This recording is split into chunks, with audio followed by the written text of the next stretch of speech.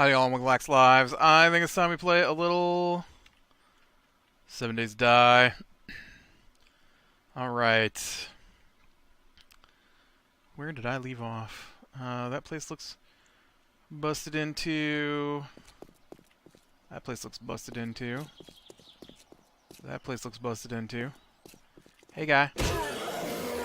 You be dead.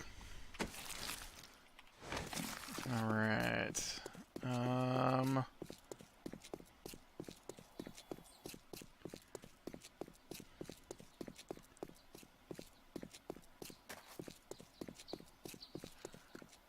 Oh.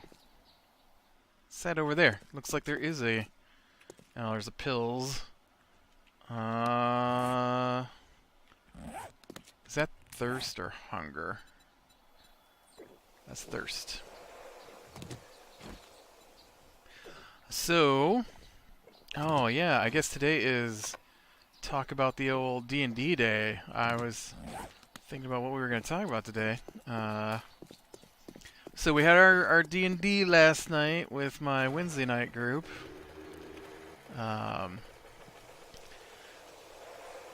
We play on a system called Roll20, which is a system, a web page that's set up to allow people to play remotely.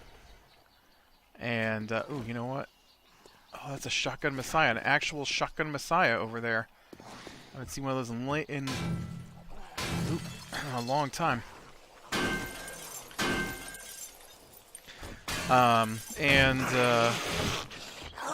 So they have a feature on there where you can set up your maps so that it has what's called dynamic lighting. Oh, there's a dog in there too. Oh, I got him. So like, the game works top-down, and so you're looking down, right, on top of your characters, and they're just little tokens, like little round circles with a picture in the middle of them. And so one of the things they've done is they've set it up so that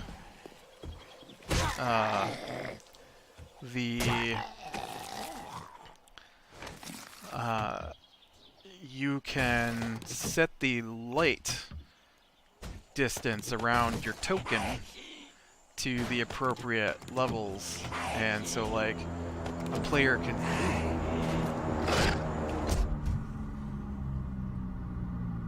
we gotta drop somewhere.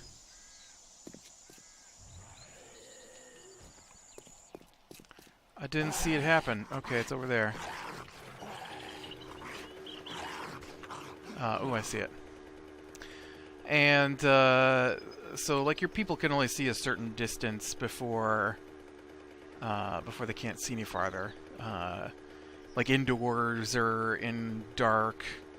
And so you can set up your tokens so they automatically show that amount of light, and then you can set up the map so that it blocks line of sight, and so as you move around you can only see what your character sees, instead of, you know, seeing every place that you've been to. You can still see where you've been to, but you can't see what's going on in those areas with the way we had it set up last night. And so that was pretty cool. It's the first time we ever played it that way. I like it a lot better than the previous way we've been playing, where the entire map is just black, and then the guy running the game has to delete the black parts so that you can see, you know, it's just a black screen basically with just the part of the map unblacked, blacked, I don't know. And so what we get? We get oh, nice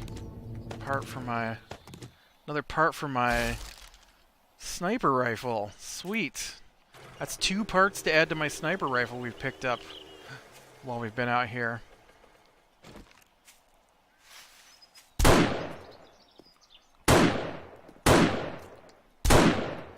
Okay, I'm pretty sure at least one more of those should hit.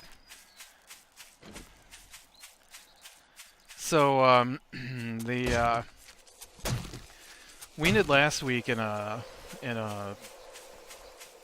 monastery, sort of. And so, where did I jump off my bike? And so we picked back up there this week, and only now we've got this dynamic lighting, right? And like I said, it worked really well. Only a couple little spots. One of the weird things, though, is that when they draw the walls in on the map, they become actual, like, spots your tokens can't go through. And so I was having some issues making it into rooms because I kept forgetting, and I'd grab my token and go to drag it across the map to where I wanted to move to, and then it would just get hung on a wall and I couldn't get through. And but no, it was pretty cool. I think last night might have been close to the smoothest night we've had in a long time, gameplay-wise. Although there's still a lot of cheating by our DM going on. I don't know if it's cheating or so much as he doesn't pay attention to what's in the book, but I feel like it's cheating. Yeah, I saw those couple of working stiffs. I don't know what that looks like. A hotel. I was looking for where I left that shotgun Messiah, man. I guess I better go back and hit these two working stiffs while I know where they're at, and then have to hunt down that shotgun Messiah. But yeah, we had some we had a little bit of issue with he is changing the bad guys from how they're supposed to operate, and I'm not sure he realizes that this changes their difficulty. And I don't mean like adding a little bit of extra health. I mean like giving them new abilities they're not supposed to have. And so like we faced off against this monk last night, for example, and now he plays a monk in our game, which I've talked about before, and his monk has the mobility feature, which means that when they hit someone, they can move without taking damage, and so I guess there's two parts to this, why I have such a problem with what he's doing. One is that he does not give us XP currently. And that is super annoying to me. But it also means that when he does finally give us XP, he has not written down, I'm sure he has not written down how many bad guys we faced. And so he'll go through the book when he goes to give us XP, and he'll just use what the book says. The problem is that he's added in extra encounters to make them more difficult. And then on top of that, he's increased the abilities they have, which makes them more difficult, which means they should be worth more XP. And but I know he's not going to do that when he does it, because he already feels we're too powerful. And he's all about trying to reduce our power.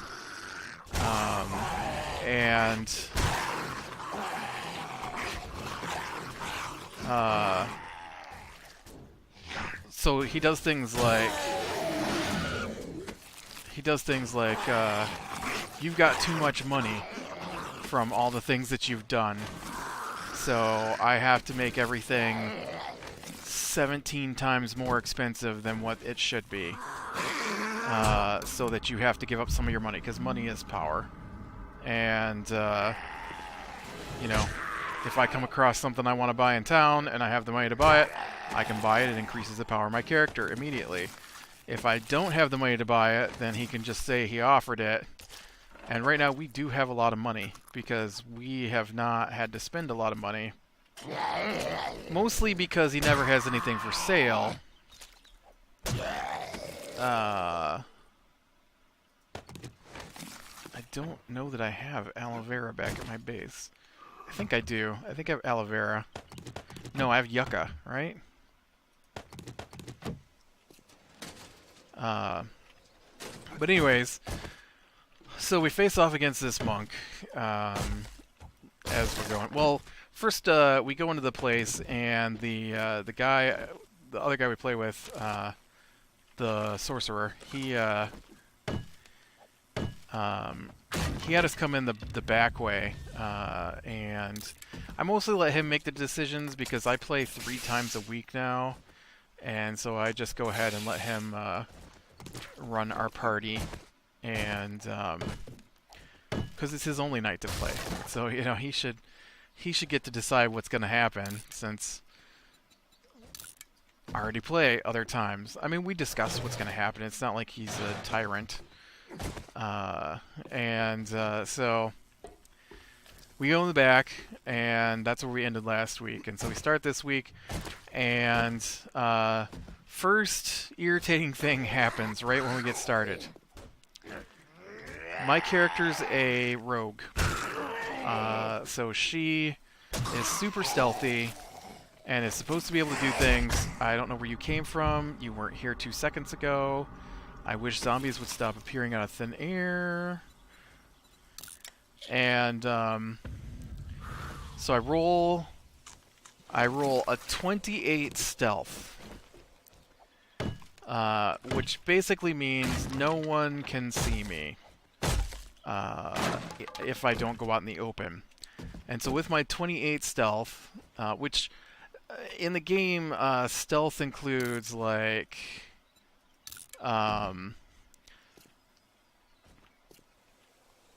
sight, sound, smell, possibly.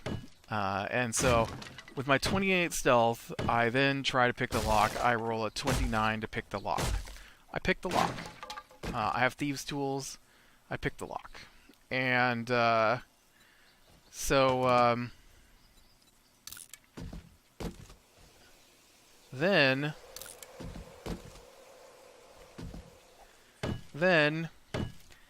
I tell him I want to quietly open the door.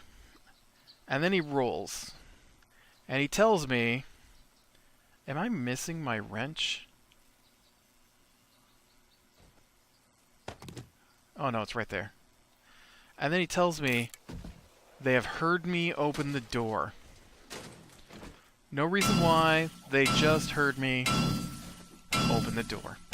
And I'm thinking, I rolled a 28 stealth. How exactly are they hearing me? The door didn't make a squeak. They heard me open the door, and so then and then we go from there. But that irritated me because multiple times last night he overrode my stealth roll because he didn't want us to sneak up on people. It happened multiple times last night, where he'd be like, "Oh, yep, you rolled a 27 stealth, but they heard you anyways." Part of it is because of his stupid rule as well. I don't know why he's done it. It doesn't help anybody but him. Okay, that's why he's done it. It doesn't help anybody but him, but he's got it set up so that if you roll a natural 20, it automatically becomes a 30. And that only helps people who don't have really good skills. And so he basically did that to negate my rogue's ability to do rogue stuff. Because she has currently a plus 11 to some of her skills, so when she rolls to stealth, she adds 11 to the roll, which is how I get like a 29 on a 20-sided dice. And so then he'll roll for every creature in the room, and he always puts in extra creatures, and if one of them gets a 20, well, it's automatically a 30. And so that creature is aware. Except that's not even how it's supposed to work. If my stealth beats their passive, That's it. That's how it's supposed to be played. Unless they're actively trying to detect people. And I don't think people standing around in a room are probably actively trying to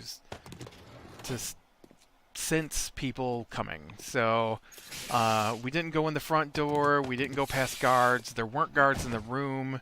These were guys standing around in a chapel talking to each other. And they sensed my 28 stealth, or yeah, 28 stealth, because it was 28 stealth, 29 on the roll. But it happened multiple times last night. Oh, one of them rolled a 20, so that's a 30. That beats your 27. And it doesn't work as good in reverse because a 20 is an automatic success, and so turning a player's 20 into a 30 doesn't matter because he considers a 20 an auto success. So automatically succeeding on a 20 and then changing the number to a 30 doesn't mean anything because it's still a success. It could be a flat 20. It would still be worth the same amount as a 41, which I could roll with my stealth, because a 20 is just a success. I told him that's not how the rules work, but you can change the rules at your will as long as people are aware that's what the rule is. It's fine. You know, the rules aren't set in stone. It's not like checkers. So, but it only hurts us. It only hurts us to have that rule, and I hate it. I didn't hate it so much until last night. It doesn't benefit me, but last night was the first time he used it to hurt me every time we entered a room. And I don't like that. In fact, I'm probably going to send him some messages about it, because that was the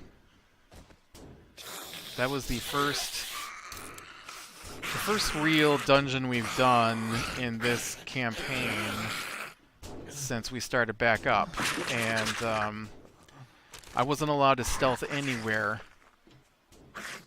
I wasn't allowed to stealthily look in any room because of that rule, because he would just instantly turn a 20 into a 30 and override my... Well, I mean, even then, I guess, since the 20 is an automatic success, it doesn't matter. The other thing I did last night was I kept track of how often he hit my rogue. Because mathematically, he, with the guys he was using, only had a 20 or a 30% chance to hit me. Which is less than 1 in 3. So he had a less than 1 in 3 chance to hit me. But I kept track of every time I was attacked and every time I was hit from an attack. And he hit me over 70% of the time last night. Which seems weird. Seems mathematically improbable that he would hit me 70% of the time. Now, you can have a good run, but he hits me like that every time we play. Not his guy. Not his guy. His guy got missed almost every time, but my guy gets hit almost every time.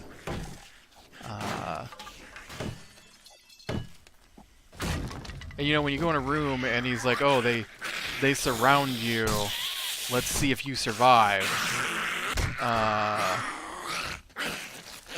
You know, and then we dump like damage after damage, and ooh, I might need that. Damage after damage into some of these guys, and then you know, his guy is just like, oh, and then because I'm surrounded, these two guys, they suddenly die, and I mean, they didn't suddenly die, but it took multiple hits from 3 of us to take down one of these guys, and then he had 1 turn to hit 2 guys 3 of us had a turn to hit 1 guy, so we hit that guy 1, 2, 3, 4 times. He hit 2 guys a total of 3 times, not each, total. And we still had to attack more the next round to take down our 1 guy, and he took out 2 guys because they had his character surrounded. And he then was able to flee because those guys were no longer in his way to get away because they were suddenly dead. And I was like, what happened to the other guys? And he's like, oh, I sent a message to the guy I'm playing with, and I'm like, what happened to those other guys? Did they leave? What happened? Why are they on the other side of the room? And he's like, oh, well, they died. And I'm like, well, how come our guy is still alive then? Because one of my characters has hit him for more than he's hit those 2 guys. I don't know. They just died all of a sudden, and then he was able to run out of the room. And there were 3 guys on him, and I don't know, the other guy just left. Like, just decided to leave, apparently.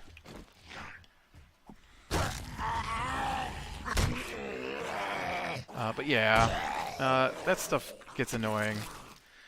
And then,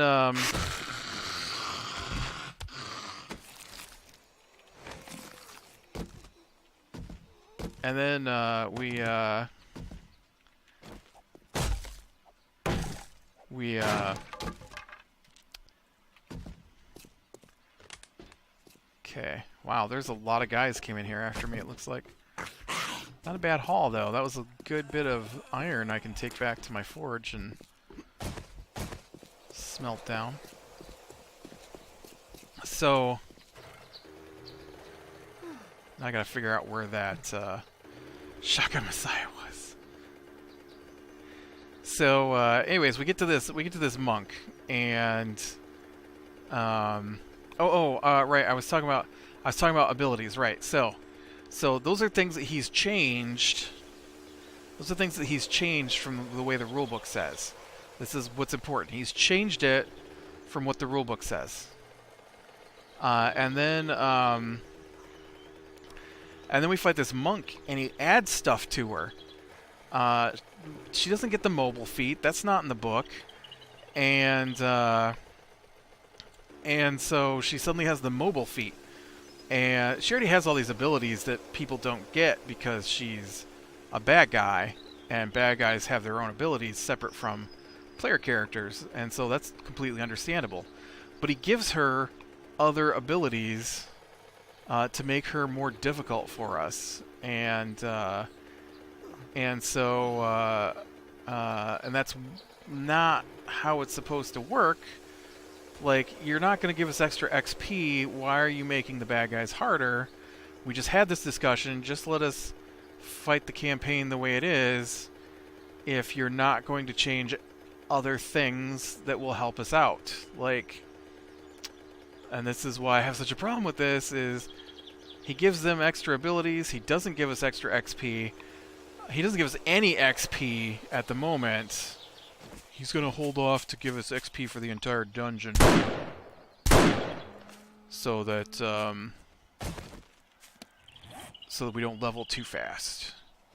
Which I have a huge problem with. I guess I don't really need all those nails. And, so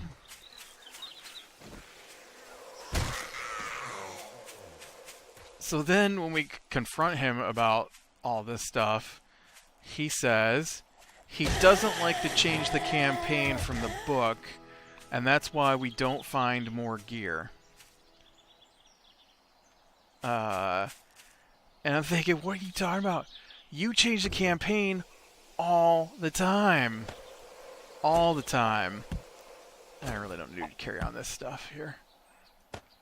You can't give bad guys extra abilities they don't naturally have, and then tell me you don't like to change the campaign book. Because you're changing the campaign book in your favor constantly.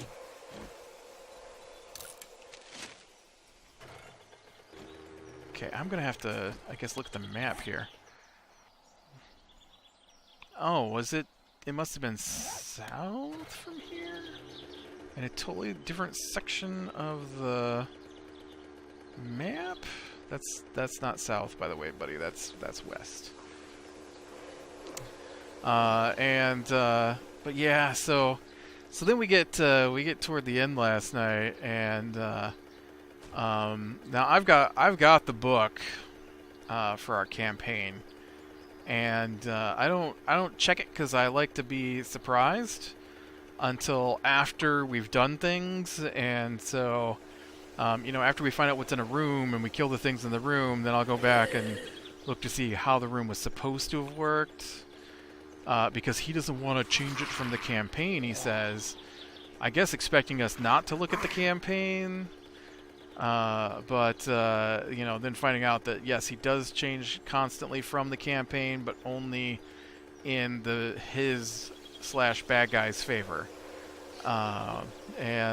So he had us doing all these weird rolls last night.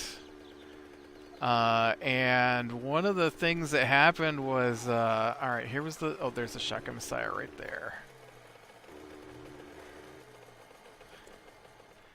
One of the things that he had are, oh right, I got this battery. I don't know if batteries make a difference, but I've got a better battery for you right there.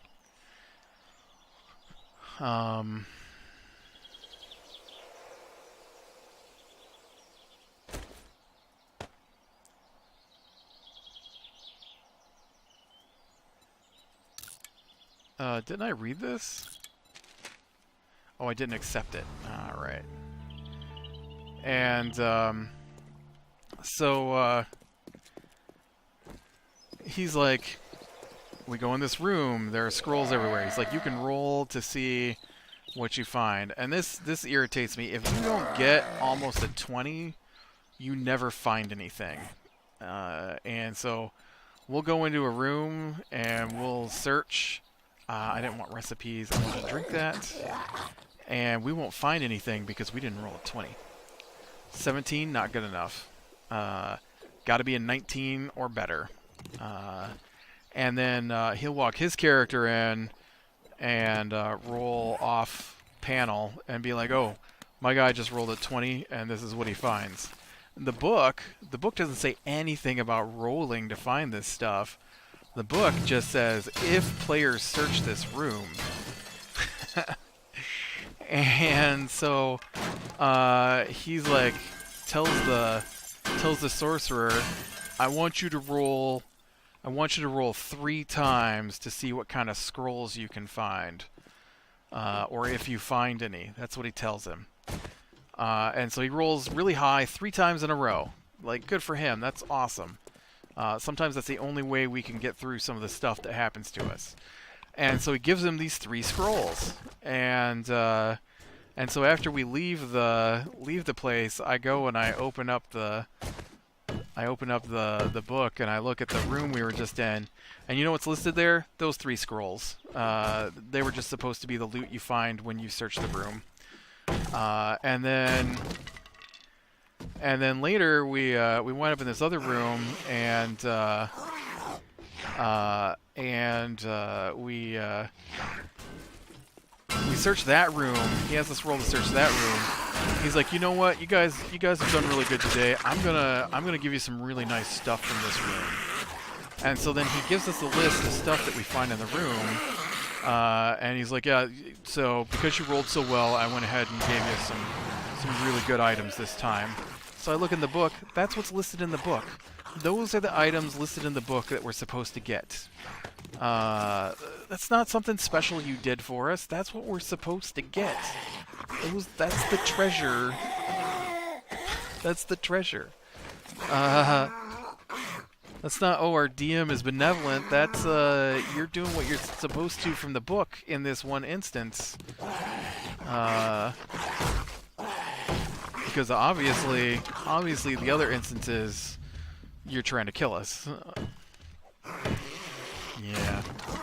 Yeah. I guess I want to talk about one more thing here real quick while I finish looting this store. And that is I finally finished Bloodlines. Bloodlines is a show on Netflix. It's pretty good. It's kind of a family crime drama. And the first season is about I don't remember how like 40th anniversary, 50th anniversary, something like that the parents were having. And so all the kids are invited. It's about a dysfunctional family. Let's go with that. And the kids are invited, of course.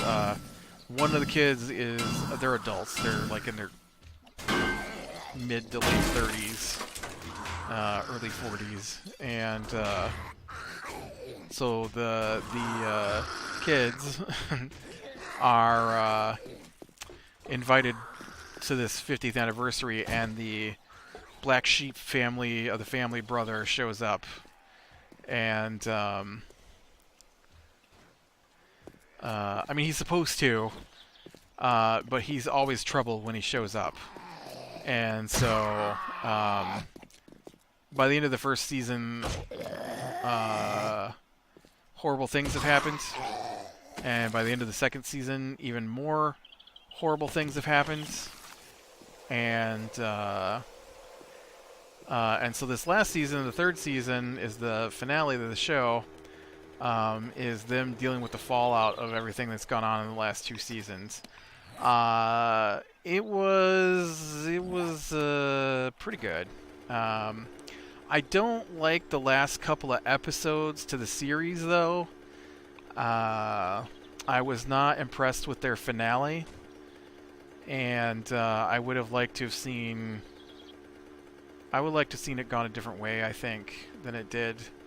Like I don't want them to have changed anything that happened in the show. Everything that happened in the show I was fine with, but the last couple of episodes were like these bizarre, surreal, like mixed dreams and what occurred in the past, and I would have just... Oh, I totally took the wrong road. I would have just liked to have seen the fallout from what had happened. I really didn't need to see this guy go through... one whole episode is just him basically having...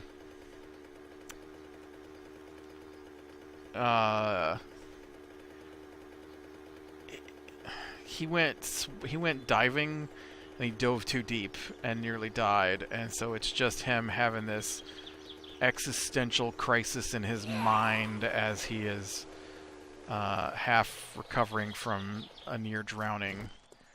And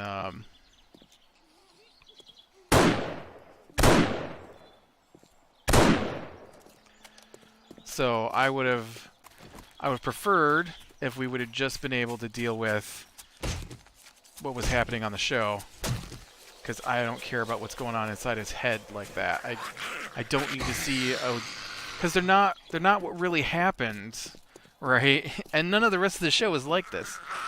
It's not none of what went on in that episode is what really happened. It was all these weird parody versions of what actually occurred mixed in with his guilt, I guess. But it was like him having discussions with people who weren't there about things that weren't the fallout from what had gone on the show, and I would just like that it had an actual ending instead of a Neon Genesis Evangelion ending, I guess. I mean, they didn't all turn to orange goo, but yeah. Alright, with that, I am going to call it a day, so click like if you like, subscribe, share, and catch the next one. I will talk to you later.